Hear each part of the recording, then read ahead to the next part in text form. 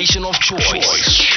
All right, exactly 7:29 in studio with us. We are joined by the head of communications and international affairs from NBFIRA, Mebwa Chomba. Thank you for joining us and good morning to you. Good morning, Boso. Crazy T. Nametso, how are you this morning? Crazy T is doing well. Can you just tell the lady your name?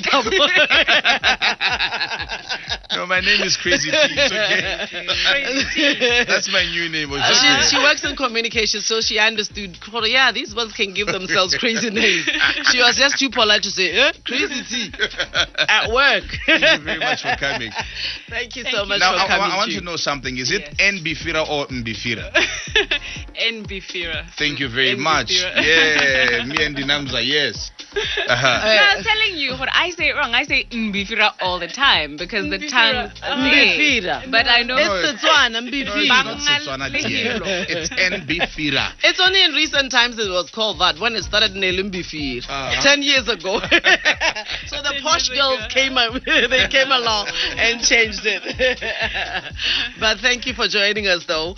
NBFIRA, let's talk a little bit about you so that our listeners would be in a better position, of course, to understand what exactly you do and who you help and what the sort of services that you provide are as well. Let's talk about NBFIRA. Who are we? Yes. Thank you very much.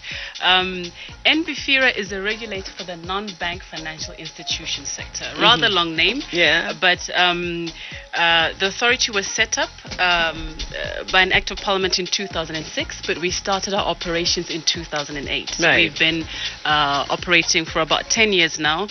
In essence, we are mandated to effectively and efficiently supervise and regulate the sector. Right. In line with international The non-banking the sector. non-banking sector, Right. in line with international best practice, and all of this is done with the aim of contributing toward Botswana's financial stability.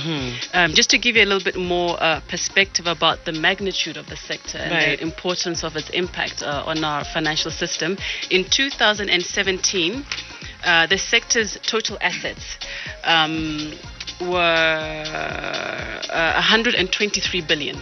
So you Okay. also manage the financial side of the non-sector, the non-financial sector? Yeah, so we regulate it. So all those entities, insurance companies, I'll come to the industry that we regulate, but the Right. whole sector holistically, in 2017, their total assets were 123 billion. Wow. So that accounted for 57% of all the assets in our local financial system. Oh, right. All right. And then that same year, the sector's income collectively was about 16.3 billion. And this contributed to 9% of GDP. So that just gives you an idea of just the size and scope of the sector and its weight in terms of our financial system. That's why it's incredibly important. The work that the authority does is incredibly important in ensuring that our financial stability is sound. Absolutely. Secure, yeah. And so what sort of, I don't know whether to say industries, do you then regulate under the portfolio of NBFIRA? Sure. According to the Act, there are 29 subsectors, so to speak, that we can regulate, but in broad general terms, for our understanding, there are four main industries, being the insurance industry.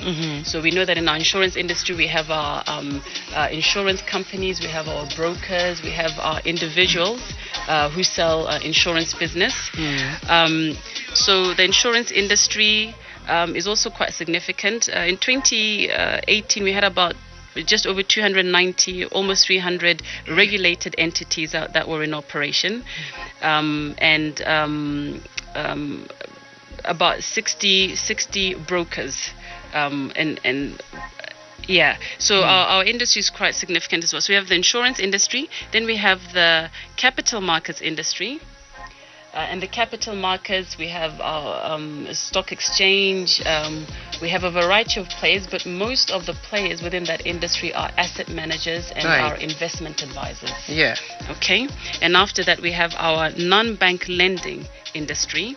And this one, this is Bomachonies, indeed. And we have our pawn shops and we have our finance and leasing entities. So that's our non-bank industry. And then lastly, we have our retirement funds industry, and these are our pension funds. And we know that BPOPF is our largest pension fund, and they account for approximately 60% of total membership in Botswana of retirement funds. So in broad terms, these are the 4 industries that we regulate. Now, across the board, across all of these industries, we also have to ensure that they are compliant with local and international anti-money laundering laws and obligations. You know, that's a very big issue now, very controversial. Absolutely. And it's affecting many countries. So we have a department, or rather a directorate at NBFIRA that we recently established that purely deals with driving the AML. And we also call it countering the combating of the financing of terrorism. So AML / countering the financing of terrorism. So they deal with all of that and ensure that the the sector is well informed and that they're compliant, or at least making inroads towards being compliant. Absolutely. With the local. So you're the ones that are, responsible for getting us to be doing the KYCs and stuff. Yes, now that's quite interesting actually. It's a very good point that you bring up. So NBFIRA is responsible for the NBFI sector. But then in terms of Botswana as a nation, we have the FIA Financial Institutions Agency as the oversight body for ensuring that Botswana as a nation is compliant with AML laws. And then of course you have Bank of Botswana, which looks after the banking sector. So that's how it's kind of divided up. But we all work hand in hand, and there's a lot of collaboration that goes on, because when we talk about Botswana's financial system holistically, it's us and Bank of Botswana and of course FIA working in collaboration. Absolutely. And I know, obviously the sector the non-banking sector, as you'd imagine, would also have a lot of risk, so to speak. Yes. What would you say are some of the risks that are associated or that basically affect the sector? Sure. We've already touched on money laundering. So again, with that, largely it's because of inadequate controls that are in place as to reasons why. By the service providers or? Yes, by the regulated entities. So, and this could be due to several reasons. One could be budgetary constraints. Being compliant also has financial implications to it and so forth. And just lack of sufficient knowledge and information and all that kind of stuff. We also have illegal operators is another issue. This is largely prevalent amongst the microlenders, where they operate illegally without a license from NBFIRA. They're supposed to be licensed by us and then comply with the appropriate legal framework that governs them. So when we find such cases, like as NBFIRA, we undertake investigations, and when we find areas of non-compliance where it's necessary, we involve the police, and as you are aware, some cases go to court and so on and so forth. But we do our part in that. And then the last key risk that faces the sector generally is that of corporate governance. Because some entities don't always follow the standard governance norms that they're supposed to follow and so forth, and so there's a complaint that maybe it's too expensive, especially for the smaller entities and so forth. So those are the sort of risks that we face, that the sector faces. So we're always working with the sectors, ensuring that we assist them, ensuring that they understand the importance of compliance and so forth.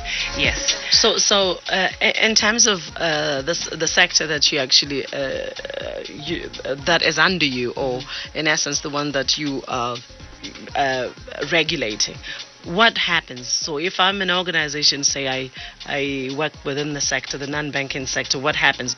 Is it on a membership? Is it done on a membership basis, or how does it work? Great question. Because we're the regulator, it means that if your operations fall within our sector, then you need to apply for an appropriate license to operate. So if you're like a microlender, for example, you can't just open shop and inform NBFIRA. You actually have to then say come and get licensed, and we have to vet you and all that kind of stuff to make sure that your operations will be sound. Because remember, we're also very keen on protecting the consumer. So that the people that come and use your services, you want to make sure that they're informed and also protected. So you have to be licensed. If you operate without a license, it's actually illegal illegal. Right. So these are all legal, these have legal ramifications. And then NBFIRA can fine you. They can close down the operation of your business, and you can be fined, as you've probably seen happen in the past. Yes. There's some key cases as well. Yes. That we've seen in the few, actually. Yes. So all of these are matters of, they all have legal ramifications. Right. Yeah. And in terms of your membership, then how then do you ensure that they keep the compliance? I don't know how else to say it, but sure. I mean, I may be compliant for 1 year, but is that a yearly basis that you have a look at these entities that you supposedly manage, or Great. What we do is we have within NBFIRA we have our directorate. So we have a particular directorate or department that oversees, let's say, the insurance industry. Right. So they actually have industry meetings throughout the year with the insurance industry. So they're always on top of the issues that are sort of burning issues within that industry. They engage the industry to talk about maybe new regulations, issues that they're facing, issues of compliance. So it's also a feedback mechanism for them to hear what the industry is facing. So there's that ongoing interaction. We do on-site inspections where we go to certain entities and inspect how they do what they do and so forth. So that is our daily business. So that's why we're always on top of sort of the dynamics that the industry is facing. So that cuts across all these 4 industries I mentioned. Right. Yes. And I have noticed actually that over the years there are some industries, of course, within your sector, basically, that you've set aside for Botswana, for citizens. I don't know whether that is you, or where does that come from? Is it from you, or is it the government that decides? Because I do know that, just as a typical example, last year they did say, brokers will now be just citizens, or they said, Bomachoni will now be an industry that's just reserved for citizens. Is it something that you do, or is it done elsewhere? Okay, I think honestly I'll have to get a bit more clarity for you on that one. I know that government at the higher level has a citizen empowerment drive, but as for our particular sector, right now I'm not entirely certain that we have that particular reservation for citizens only. But what I do know is that we have to definitely be licensed to operate. Oh yeah. Okay. No, absolutely. So I can get back to you. No, that's absolutely fine. Thank you very much. And is there something that you would want somebody that's at home to take away from this conversation as well, in terms of your your portfolio as NBFIRA and that which you specifically do? Yeah. Just to encourage our listeners at home to please make sure that you make informed decisions when accessing services from our sector. We work hard to ensure that the sector is compliant, but we also work hard to ensure that our consumers are well informed. So when you go to access services, make sure that they're registered with NBFIRA. Make sure that you are aware of your rights as a consumer. For example, we used to have situations where microlenders were known to ask people for their ID cards, bank cards. Yes, and that is entirely illegal as we speak. So whenever you are uncertain, ensure that you contact NBFIRA to clarify that, I'm in this situation, they're asking for this. Is this permissible? Right. In order to protect yourself. It's your hard-earned money that you're using. And of course, I'd like the public to also have confidence that we're working with the industry, the sector, and the sector has been growing over the last 10 years. We've been in operation. They've become more dynamic. The business offerings have become broader. So we are happy with the growth of the sector, and everything is a work in progress. Right. Yeah. And if we find ourselves in instances where maybe there are a few questions, who should we call? Sorry, what's the number? Yep, to absolutely.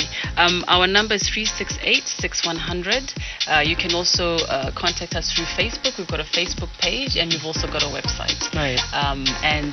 Where you have issues with, let's say, whoever provided you the service or the product, you've tried to resolve it, and you cannot reach an amicable conclusion, you can write to NBFIRA. You write to us and provide documentation as evidence of your situation, and NBFIRA intervenes to try and bring closure to the matter. So you do deal directly with the public as well? Yes.